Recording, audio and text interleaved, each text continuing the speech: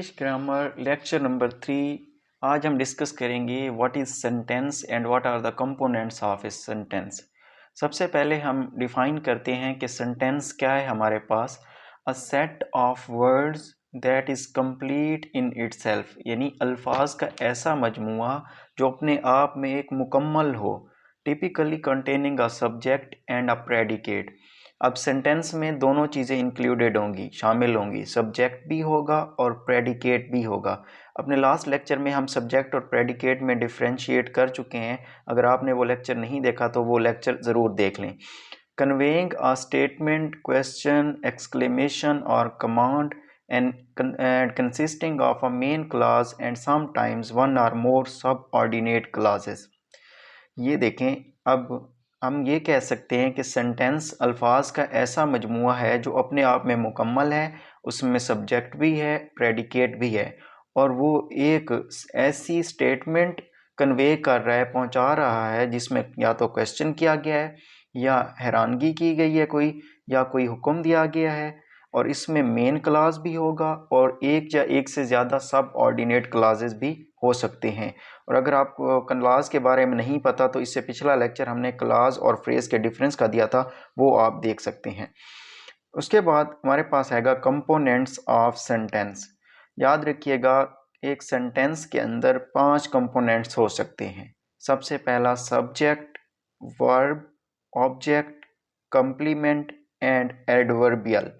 Subject दो तरह के हो सकते हैं, या तो सब्जेक्ट वर्ब हो सकता है, ये इसेंशियल होता है, इसके बगैर सेंटेंस नहीं हो सकता, और एक होता है सब्जेक्ट एट्रीब्यूट, यानी जो सब्जेक्ट की प्रॉपर्टी को बयान कर रहा हो, और ये नॉन इसेंशियल होता है, यानी इसके बगैर भी सेंटेंस हो सकता है।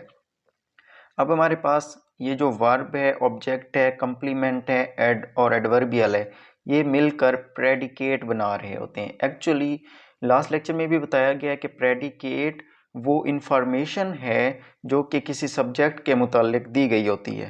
तो अब मैं आगे एक एग्जांपल के थ्रू आपको सारे कंपोनेंट्स डिस्क्राइब करता हूँ तो आप लोगों को समझ आ जाएगी।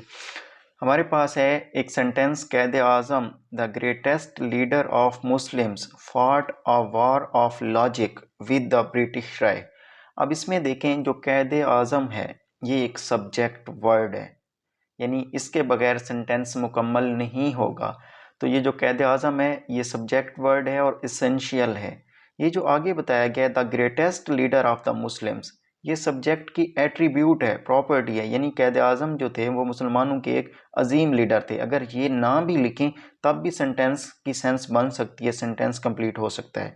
मैं फ़र्ज़ कर लेता हूँ कि अगर ये नहीं लिखता तो मैं सिंपल ये लिख लेता हूँ, Quaid Azam fought a war of logic with the British Raj. तो इस तरह भी सेंटेंस कंप्लीट हो रहा है।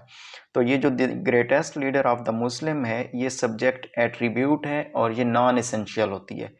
उसके बाद आता है फॉट, ये है वर्ब, और अ वॉर ऑफ लॉजिक ये कंप्लीमेंट है, यानी कंप्लीमेंट तारीफ बयान की गई है कि एक वॉर ऑफ लॉजिक जो है वो लड़ी थी कायद आज़म ने विद द ब्रिटिश राय। विद द किसके साथ, एडवर्बियल है ये, तो आएगा विद द ब्रिटिश राय, ये एडवर्बियल है। इसका मतलब है कायद आज़म एसेंशियल सब्जेक्ट वर्ड है, the greatest leader of the Muslim non essential है, सब्जेक्ट एट्रीब्यूट है, फॉट वर्ब है, अ वॉर ऑफ लॉजिक कंप्लीमेंट है, विद द ब्रिटिश है, एडवर्बियल है।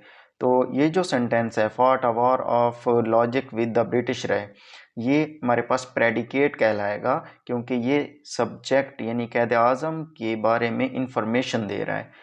उम्मीद करता हूँ कि आज का लेक्चर आपको समझ आ गया होगा। अगर आपको लेक्चर और वीडियो पसंद आई है तो लाइक करें, चैनल को सब्सक्राइब करें ताकि मज़ीद लेक्चर्स भी आप तक बर वक्त पहुँचते रहें, और हमारे चैनल को मैक्सिमम शेयर करें। Thank you so much.